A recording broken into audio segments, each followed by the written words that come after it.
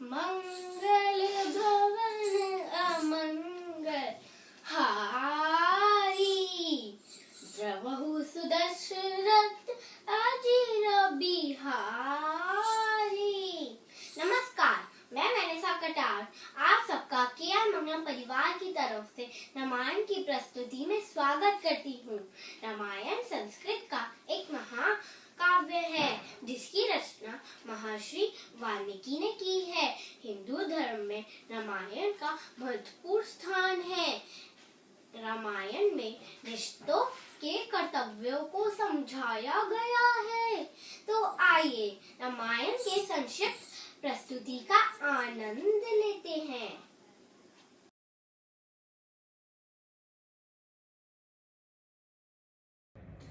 बालकांड, राम सीता जन्म कथा प्राचीन काल की बात है।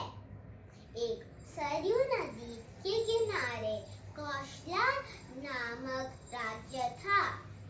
कौशल्या की राजधानी अयोध्या थी, जिसके राजा का नाम दशरथ था।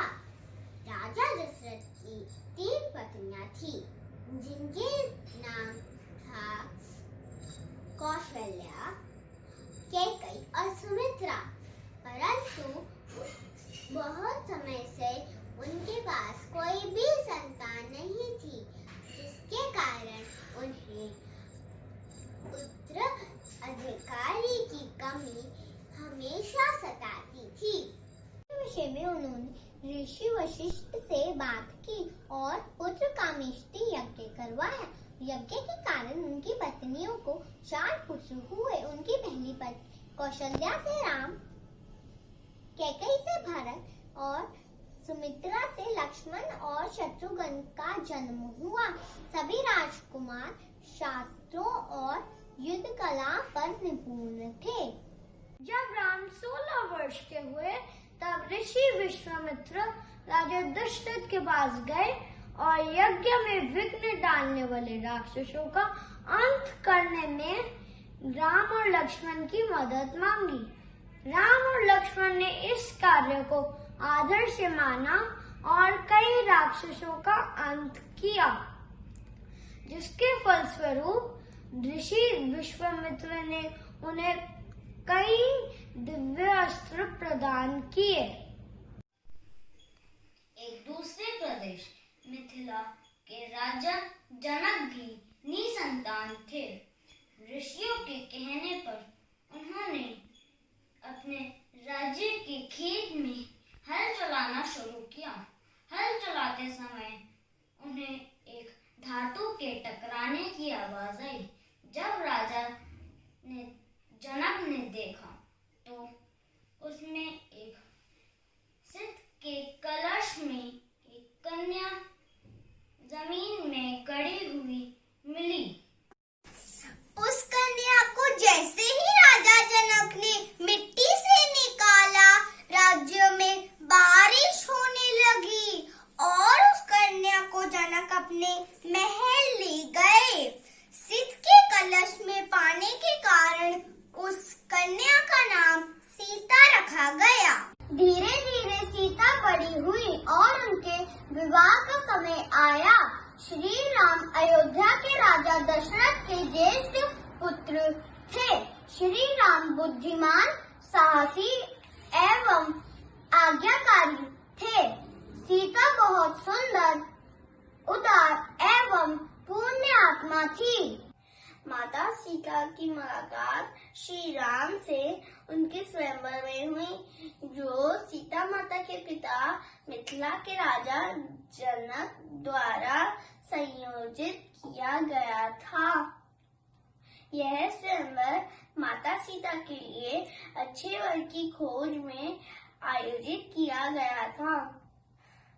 राजा जनक ने सीता का स्वयंवर रखा, जिसमें उन्होंने शिवजी के धनुष को उठाकर उसमें रस्सी चढ़ाने वाले व्यक्ति से सीता का विवाह कराने की शर्त रखी। उस आयोजन में कई राज्यों के राजकुमारों और राजाओं को आमंत्रित किया गया था। शर्त ये थी कि जो कोई भी शिव धनुष को उठाकर धनुष के तार को खींचेगा उसका विवाह ही सीता के साथ होगा। सभी राजाओं ने कोशिश की परंतु कोई भी शिव धनुष को हिला भी ना सका। जब श्री राम की बारी आई तब श्री राम ने एक ही हाथ से धनुष उठा लिया और जैसे ही उसके तार खींचने की कोशिश की वह धनुष 2 टुकड़ों में टूट गया। इस प्रकार राम का विवाह सीता से, लक्ष्मण का विवाह उर्मिला से, भरत का विवाह मांडवी से और शत्रुघ्न का विवाह श्रुतकीर्ति से हो गया।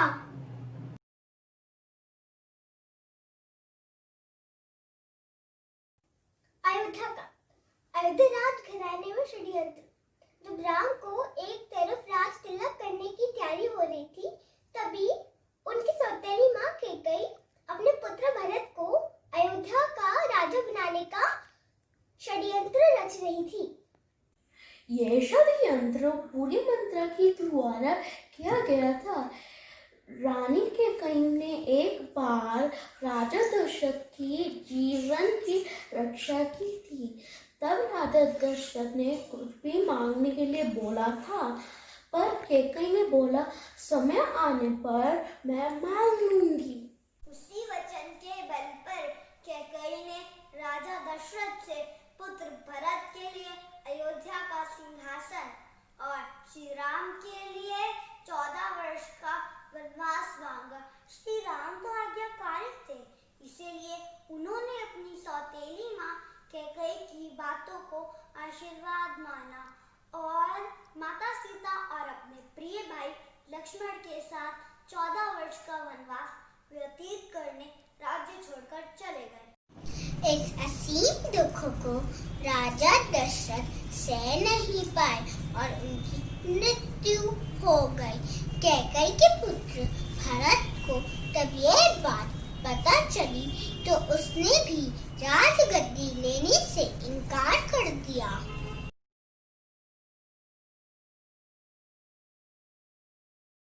राम, सीता और लक्ष्मण वनवास के लिए निकल पड़े। रास्ते में उन्होंने कई असुरों का संहार किया और कई पवित्र और अच्छे लोगों से भी वे मिले। वे वन चित्रकूट में एक कुटिया बनाकर रहने लगे। एक बार की बात है, लंका के असुर राजा रावण की छोटी बहन शूर्पणखा ने राम को देखा और वह मोहित हो गई। उसने राम को पाने की कोशिश की पर राम ने उत्तर दिया कि मैं तो विवाहित हूँ, तुम जाकर मेरे भाई लक्ष्मण से पूछ के देखो। तब शूर्पणखा लक्ष्मण के पास जाकर विवाह का प्रस्ताव रखने लगी पर लक्ष्मण ने साफ इनकार कर दिया। तब शूर्पणखा ने क्रोधित होकर माता सीता पर आक्रमण कर दिया। यह देखकर लक्ष्मण ने चाकू से शूर्पणखा की नाक काट दी।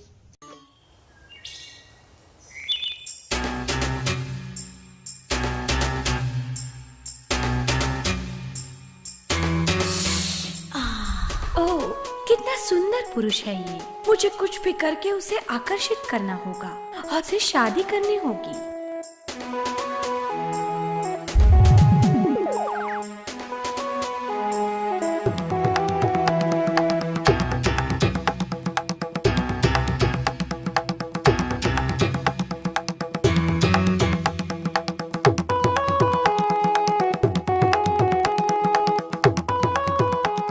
मैं शूर्पणखा हूँ।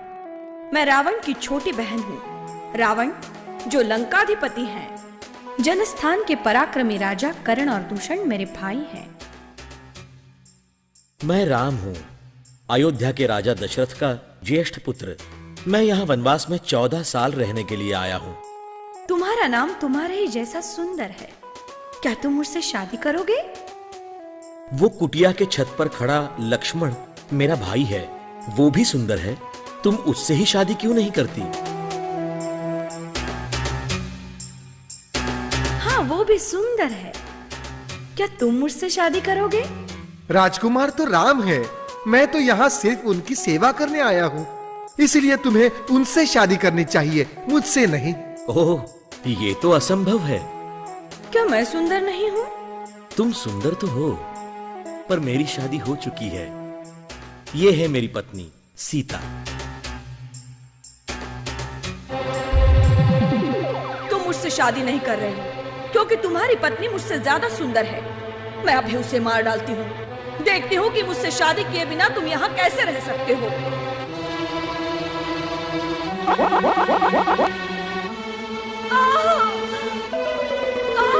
मेरी नाक। कटी हुई नाक लेकर रोते हुए जब शूर्पणखा लंका पहुंची, तब ये सारी बातें जानकर रावण को बहुत क्रोध आया। उसके बाद रावण ने सीता हरण की योजना बनाई। योजना के तहत रावण ने मरीच राक्षस को चित्रकूट में एक सुंदर हिरण के रूप में भेजा। जब माता सीता ने उस हिरण को देखा, तब वो तुरंत राम जी के पास गई और कही कि ये हिरण बहुत सुंदर है, मेरे लिए ले आओ। सीता की बात को मानकर राम उस हिरण को पकड़ उसके पीछे पीछे गए और लक्ष्मण को आदेश दिया कि सीता को छोड़कर कहीं नहीं जाए। बहुत पीछा करने के बाद राम ने उस हिरण को बाण से मारा। जैसे ही राम का बाण उस हिरण पर मारिच पर लगा, वह अपने असली राक्षस रूप में आ गया और राम की आवाज में सीता और लक्ष्मण को मदद के लिए पुकारने लगा। सीता ने जब राम की आवाज में उस राक्षस को विलाप करते देखा तो वो घबरा गई और उन्होंने लक्ष्मण को राम की मदद करने के लिए वन जाने को कहा और लक्ष्मण ने सीता माता की कुटिया को चारों ओर से लक्ष्मण रेखा से सुरक्षित किया और वो श्री राम की खोज में वन में चले गए। योजना के अनुसार रावण एक साधु के रूप में कुटिया पहुंचा और भिक्षाम देही का स्वर लगाने लगा। जैसे ही रावण ने कुटिया के पास लक्ष्मण रेखा पर अपना पैर रखा, तभी उसका पैर जलने लगा। यह देखकर रावण ने सीता माता को बाहर आकर भोजन देने के लिए कहा। जैसे ही सीता माता लक्ष्मण रेखा से बाहर निकली, रावण ने उनका पुष्पक विमान में हरण कर लिया।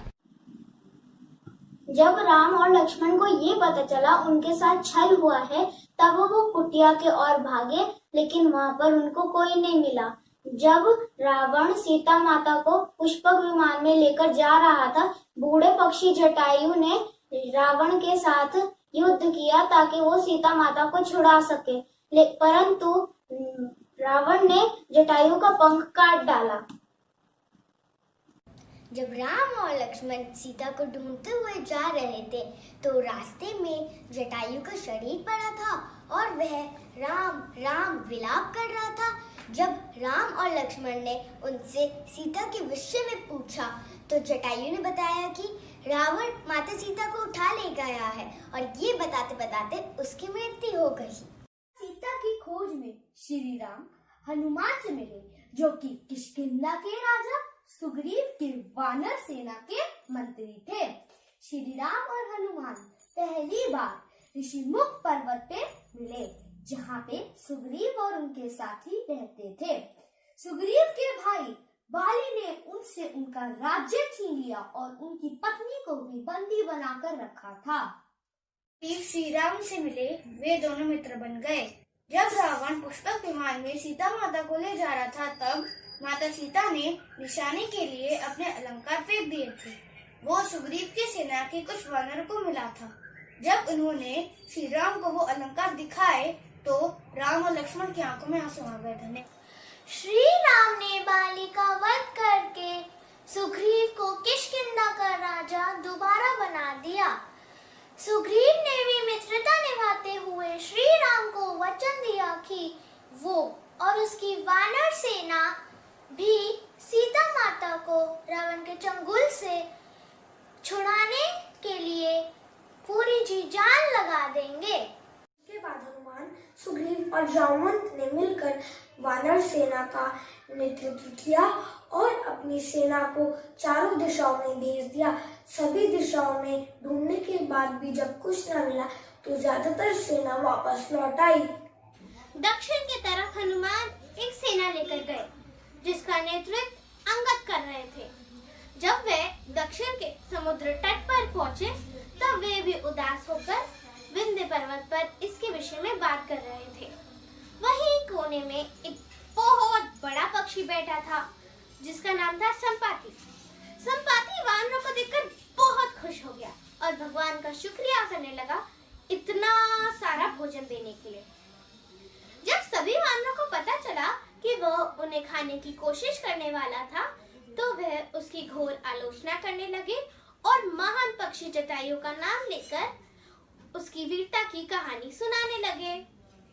पाती को जैसे ही जटायु की मृत्यु के बारे में पता चला वह जोर जोर से विलाप करने लगा। उसने वानर सेनों को बताया कि वह जटायु का भाई है और यह भी बताया कि उसने और जटायु ने मिलकर स्वर्ग में जाकर इंद्र को भी युद्ध में हराया था। उसने यह भी बताया कि सूरज की तेज किरणों से जटायु की रक्षा करते समय उसके सभी पंख भी जल गए और वह उस पर्वत पर गिर गया। संपाति ने वानरों से बताया कि वह बहुत ज्यादा जगहों पर जा चुका है। उसने यह भी बताया कि लंका का असुर राजा रावण ने सीता को अपहरण किया है और उसी दक्षिणी समुद्र के दूसरी ओर उसका राज्य है। माता सीता की खोज के उपक्रम में जामवंत ने हनुमान की भूली हुई शक्तियों को याद दिलाने का प्रयास किया जो एक श्राप की वजह से हनुमान भूल गए थे। जामवंत ने हनुमान को सभी शक्तियों को ध्यान दिलाते हुए कहा कि हे हनुमान, आप तो महाज्ञानी हैं, वानरों के स्वामी और पवन पुत्र हैं। यह कहकर हनुमान का मन हर्षित हो गया और वह समुद्र तट किनारे स्थित सभी लोगों से बोले, अभी आप सभी कंदमूल खाकर यही मेरा इंतजार करें जब तक मैं माता सीता को देखकर ना लौट आऊं। ऐसा कहकर वह समुद्र के ऊपर से उड़ते हुए लंका की ओर चले गए। माता सीता को ढूंढने के प्रयोजन में रास्ते में जाते समय हनुमान जी को मेनका पर्वत मिली। उन्होंने हनुमान जी से कहा कि कुछ देर आराम कर ले, पर हनुमान जी ने उत्तर दिया कि जब तक मैं श्री राम जी का कार्य पूर्ण न कर लूं तब तक मेरे लिए आराम की कोई जगह नहीं, और उड़ते हुए आगे चले गए। देवताओं ने हनुमान की परीक्षा लेने के लिए सांपों की माता सुरसा को भेजा। सुरसा ने हनुमान को खाने की कोशिश की पर हनुमान को वो खा न सकी। हनुमान उसके मुख में जाकर दोबारा निकल आए और आगे चले गए। समुद्र में एक छाया को पकड़कर खा लेने वाली राक्षसी रहती थी। उसने हनुमान को पकड़ लिया पर हनुमान ने उसे भी मार दिया। समुद्र तट पर पहुंचने के बाद हनुमान एक पर्वत के ऊपर चढ़ गए और वहां से उन्होंने लंका की ओर देखा। लंका का राज्य उन्होंने देखा जिसके सामने बहुत बड़ा दीवार था और पूरा लंका सोने की बनी हुई थी। हनुमान ने एक छोटे मच्छर का आकार जितना रूप धारण किया और उसी दीवार से अंदर जाने लगे। उसी दीवार पर लंकिनी नामक राक्षसी रहती थी। उसने हनुमान का रास्ता रोका तो हनुमान ने एक जोर का घूंसा दिया जिस वजह से वह नीचे जाकर गिरी। डर के मारे उसने हनुमान को हाथ जोड़ा और लंका के भीतर जाने दिया। हनुमान ने माता सीता को महल के हर जगह ढूंढा पर वह उन्हें नहीं मिली। थोड़ी देर ढूंढने के बाद उन्हें एक ऐसा महल दिखाई दिया जिसमें एक छोटा सा मंदिर था। एक तुलसी का पौधा भी था। हनुमान यह देखकर अचंभे में पड़ गए और उन्हें यह जानने की इच्छा हुई कि आखिर ऐसा कौन है जो इन असुरों के बीच श्री राम का भक्त है। अपनी जिज्ञासा का अंत करने के लिए हनुमान ने ब्राह्मण का रूप धारण किया और उन्हें पुकारा। विभीषण अपने महल से बाहर निकले और जब उन्होंने हनुमान को देखा तो वो बोली, हे महापुरुष, आपको देखकर मेरे मन को अत्यंत सुख मिल रहा है। क्या आप स्वयं श्री राम हैं? हनुमान ने पूछा, आप कौन हैं? विभीषण ने उत्तर दिया, मैं रावण का भाई विभीषण हूँ। यह बात सुनकर हनुमान अपने असली रूप में आए और उन्हें श्री रामचंद्र जी के विषय में बातें बताएं। विभीषण ने निवेदन किया, हे पवन पुत्र, मुझे एक बार श्री राम जी से मिलवा दो। हनुमान ने उत्तर दिया, मैं श्री राम जी से जरूर मिलवा दूंगा, परंतु मुझे यह बताओ कि मैं जानकी माता से कैसे मिल सकता हूँ?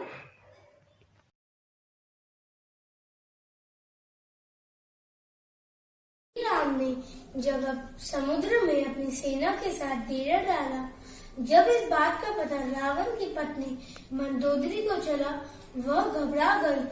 उसने रावण को बहुत समझाया पर वह नहीं समझा और सभा में चला गया। रावण के भाई विभीषण ने भी रावण को सभा में समझाया और सीता माता को सम्मान पूर्वक श्री राम को सौंप देने के लिए कहा, परंतु यह सुनकर रावण क्रोधित हो गया और अपने ही भाई को लात मार दी, जिसके कारण विभीषण सीढ़ियों से नीचे आ गिरे। विभीषण ने अपना राज्य छोड़ दिया और श्री राम के पास गए। श्री राम ने खुशी के साथ उन्हें स्वीकार करा और अपने डेरे में रहने की जगह दी। आखिरी बार श्री राम ने बारी पुत्र अंगद कुमार को भेजा, पर रावण तब भी नहीं माना। श्री राम और रावण के सेना के बीच भीषण युद्ध हुआ। इस युद्ध में लक्ष्मण पर मेघनाथ ने शक्ति बाण का प्रहार किया। इस कारण हनुमान जी संजीवनी बूटी लेने हिमालय पर्वत गए, परंतु वह उस पौधे को ढूंढ ना सके। इस कारण वह पूरा पर्वत उठा लाए।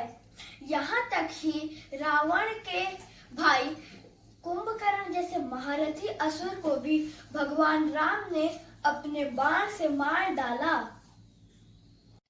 इस युद्ध में रावण की सेना को श्री राम की सेना परास्त कर देती है और अंत में श्री राम रावण की नाभि पर वार मारकर उसे मार देते हैं और माता सीता को छुड़ा लेते हैं। श्री राम विभीषण को लंका का राजा बना देते हैं, परंतु वो माता सीता से मिलने से पूर्व उनकी अग्नि परीक्षा लेते हैं। उसके बाद श्री राम सीता और भाई लक्ष्मण के साथ अपने राज्य 14 वर्ष के वनवास से लौटते हैं। अतुलित बलधामं हिमशैलावदेहं धनुजवन कृशानं ज्ञानिनां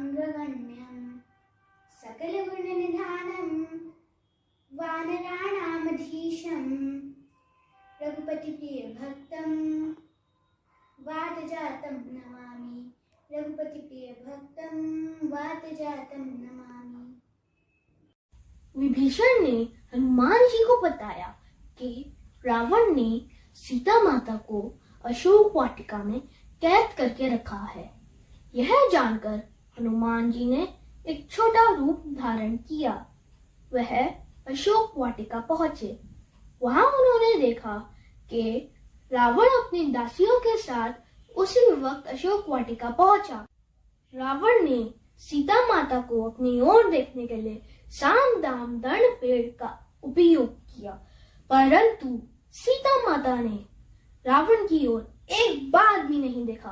रावण ने सभी राक्षसियों से कहा कि वह सीता माता को डराएं। त्रिविटा नामक एक राक्षसी ने माता की बहुत मदद और देखभाल की। अन्य राक्षसियों को भी डराया, जिससे अन्य राक्षसी भी माता की देखभाल करने लगी। कुछ देर बाद हनुमान ने सीता जी के सामने श्री राम की अंगूठी डाल दी। श्री राम नाम से अंकित अंगूठी देखकर सीता माता के आंखों से आंसू निकल पड़े, परंतु सीता माता को संदेह हुआ कहीं रावण की तो चाल नहीं।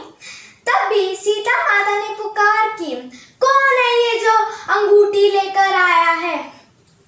तब भी हनुमान जी प्रकट हुए। हनुमान जी को भी देखकर सीता माता को विश्वास नहीं हुआ।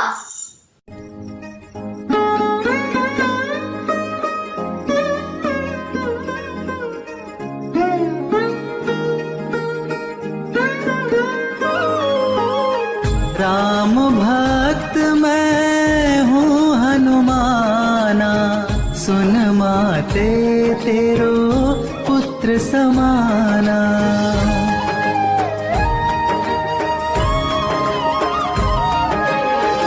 करूं बखान मैं वो प्रसंगा, जो जानत सिया राम के संगा।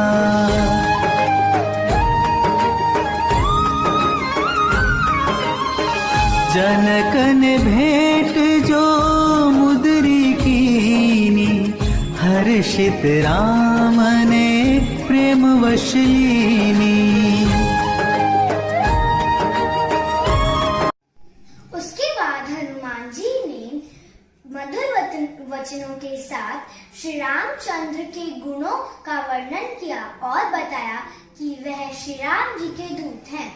सीता माता ने बड़ी व्याकुलता से श्री राम जी का हाल चाल पूछा तो हनुमान जी ने उत्तर दिया, हे माते, श्री राम जी ठीक है और वह आपको बहुत याद करते हैं। वह आपको बहुत जल्द ही लेने आएंगे और मैं शीघ्र ही आपका यह संदेश श्री राम जी के पास पहुंचा दूंगा। तभी हनुमान जी ने सीता माता से श्री राम जी को दिखाने के लिए चिन्ह मांगा तो सीता माता ने अपने कंगन उतारकर हनुमान जी को दे दिए। हनुमान जी को बहुत भूख लग रही थी। वो अशोक वाटिका में लगे पेड़ से फल तोड़कर खाने लगे। फल खाने के साथ साथ वो पेड़ को भी तोड़ने लगे। रावण की सेना ने उन पर प्रहार किया, पर हनुमान जी ने उन सबको मार डाला। जैसे ही रावण को इस बात का पता चला कि कोई बंदर अशोक वाटिका में उत्पात मचा रहा है, वैसे ही रावण ने अपने पुत्र अक्षय कुमार को हनुमान जी का वध करने के लिए भेजा, पर हनुमान जी ने उसे कुछ ही क्षणों में मार डाला। हनुमान जी को बहुत भूख लग रही थी। वो अशोक वाटिका में लगे पेड़ से फल तोड़कर खाने लगे। फल खाने के साथ साथ वो पेड़ को भी तोड़ने लगे। रावण की सेना ने उन पर प्रहार किया, पर हनुमान जी ने उन सबको मार डाला। जैसे ही रावण को इस बात का पता चला कि कुछ देर के बाद जब रावण को अपने पुत्र की मृत्यु का पता चला, वह बहुत ज्यादा क्रोधित हुआ। उसके बाद उसने अपने बड़े पुत्र मेघनाथ को भेजा।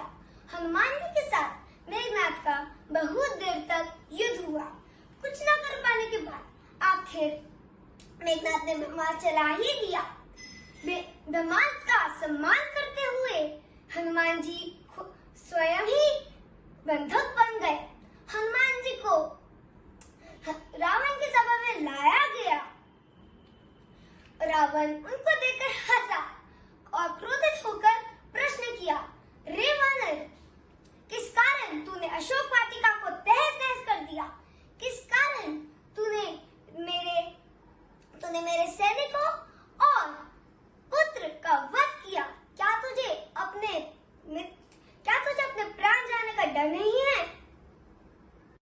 कुछ देर के बाद जब रावण को अपने पुत्र की मृत्यु का पता, यह सुनकर हनुमान जी ने कहा, हे रावण, जिसने महान शिव धनुष को पल भर में तोड़ डाला, जिसने खर, दूषण, त्रिशूरा और बाली को मार गिराया, जिसकी प्रिय पत्नी का तुमने अपहरण किया है, मैं उन्हीं का दूत हूँ। मुझे भूख लग रही थी, इसीलिए मैंने फल खाए और तुम्हारे राक्षसों ने मुझे खाने नहीं दिया, इसलिए मैंने उन्हें मार डाला। अभी भी समय है, सीता माता को श्री राम को सौंप दो और क्षमा मांग लो। रावण हनुमान की बात सुन हंसने लगा और बोला, रे दुष्ट, तेरी मृत्यु तेरे सिर पर है।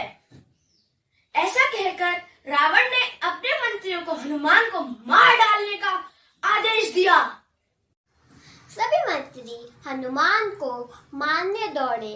तभी विभीषण वहां आ पहुंचे और बोले, रुको, दूत को मारना सही नहीं होगा, ये नीति के विरुद्ध है, कोई और भयानक दंड देना चाहिए।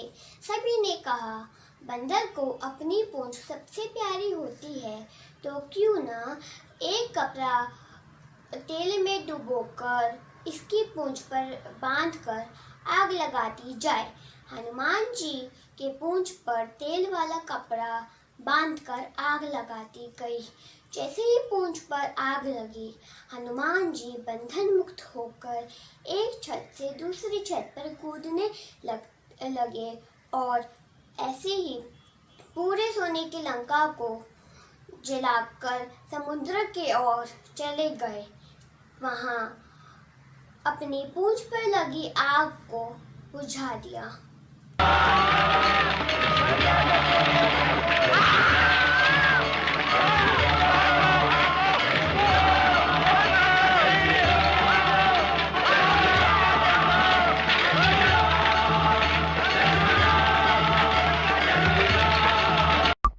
वहां से सीधा हनुमान जी श्री राम जी के पास लौटे और उनको सीता माता के विषय में बताया और उनके कंगन भी दिखाए।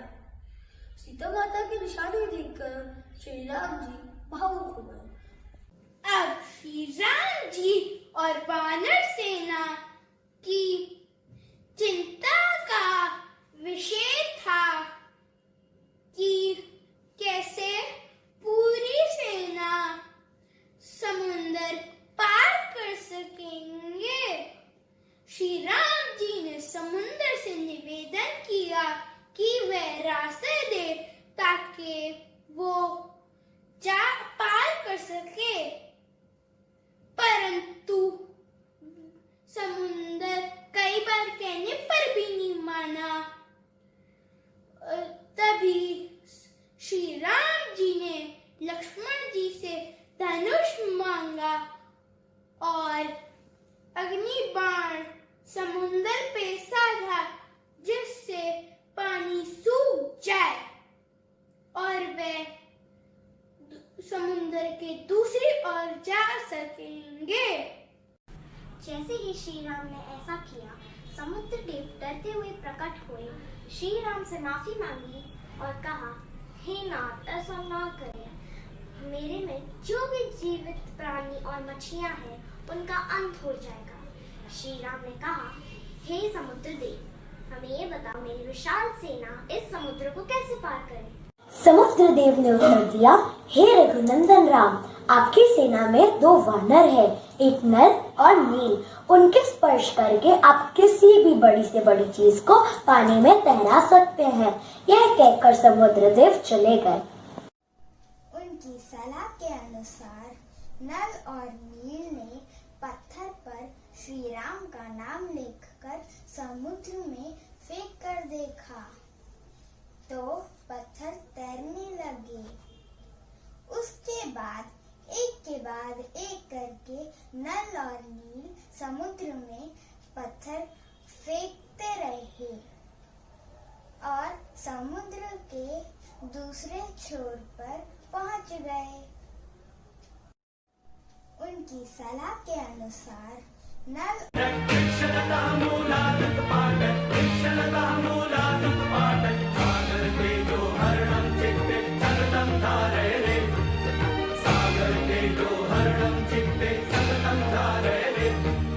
रघुपति चरण स्पर्श वरदानं भवति काष्ठवत् दृढपाषाणं रघुपति चरण स्पर्श वरदानं भवति काष्ठवत् दृढपाषाणं स्पर्श पुनीत शिलाखण्डानपि जलधि जलकारे सेतुं बन्धे सेतुं बन्धे सेतुं बन्धे श्रीराम सेतुं बन्धे सेतुं बन्धे सेतुं बन्धे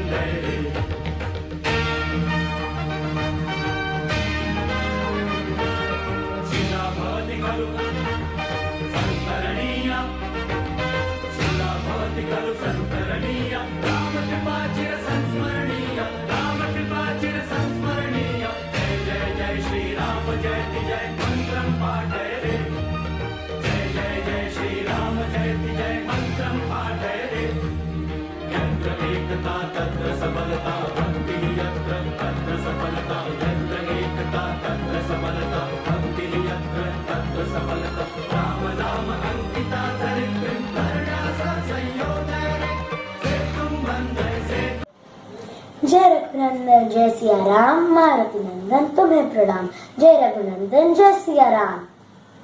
निज भवन गवनीयु सिंधु श्री रघुपति यह मत भाययु, यह चरित कलिमल हर जथामति दास तुलसी गाययु, दास तुलसी गाययु।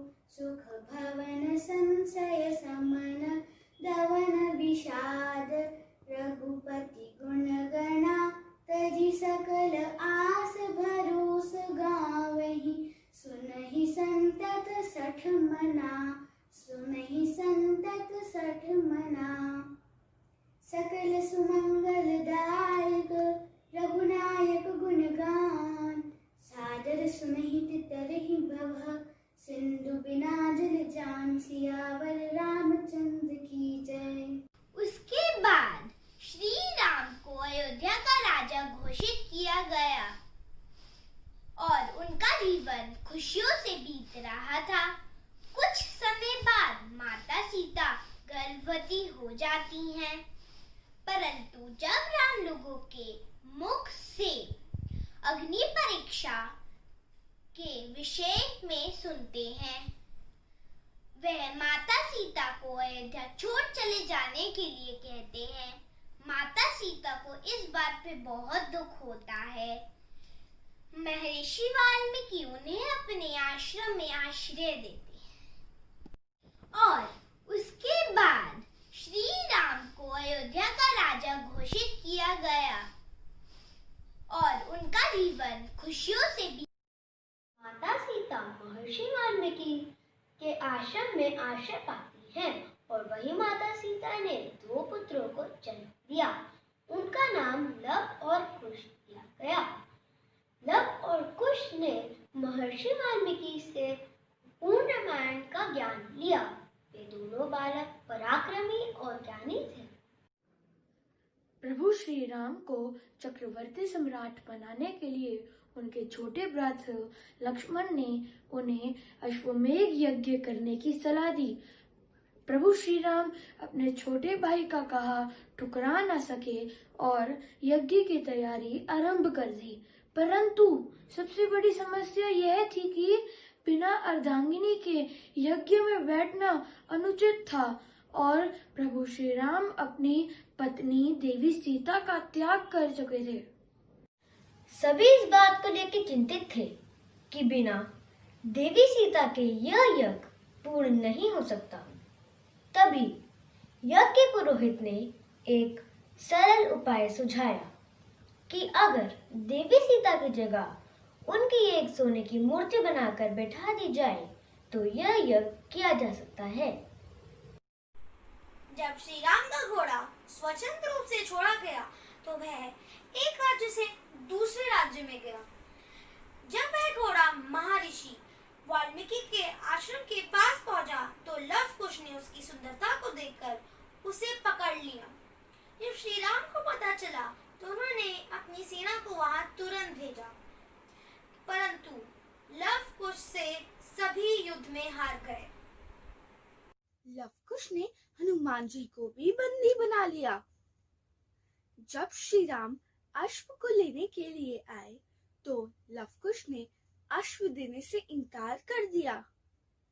इसके बाद लव कुश ने श्री राम को युद्ध के लिए ललकारा।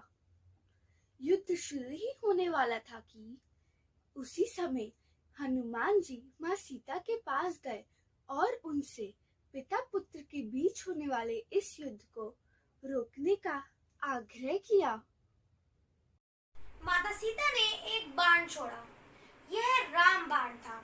इसे भगवान राम ने अपने बेटों को दान किया था। बाण को देखकर भगवान राम सीते सीते पुकारने लगे। भगवान राम के मुंह से अपनी माता का नाम सुनकर लव कुश ने उनको यज्ञ का अश्व वापस कर दिया। इस प्रकार पिता और पुत्र के बीच होने वाला युद्ध रुका। श्री राम ने उन बालकों से पूछा कि वह किसके पुत्र हैं। तब लव कुश ने माता सीता का नाम लिया। यह सुनकर राम ने बताया कि वह उनके पिता हैं। तब लव कुश भी बहुत खुश हुए और राम से गले मिल गए। उसके बाद वे माता सीता से आश्रम जाकर मिले। जब श्री राम सीता माता से मिलने आश्रम पहुँचे तो सबका दिल भर आया, मगर जैसे ही उन्होंने सीता माता को स्पर्श करने की कोशिश की, वह पाताल लोक में समा गईं। उस समय पूरा संसार विलाप करने लगा। दैहिक दैविक भौतिक तापा, राम राज नहीं कहीं हूँ व्यापा। सब नर कर